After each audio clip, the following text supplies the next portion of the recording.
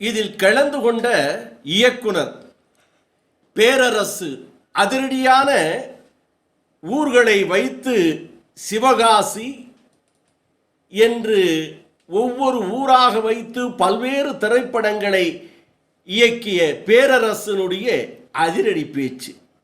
அதான் ஃபஸ்ட்டு விட்பா அப்படின்னு எனக்கு கொஞ்சம் பகிர் இருந்துச்சு. என்னடா அது புதுசாக ஒன்று ஆரம்பிக்கிறாங்க போல இருக்கு அப்படின்ட்டு தெரியாமல் வந்துட்டோமோன்னு நான் நினச்சேன். ஏன்னா உதயகுமார் சொன்ன மாதிரி திடீர்னு அவங்கவுங்க சங்கம் ஆரம்பிக்கிறாங்க.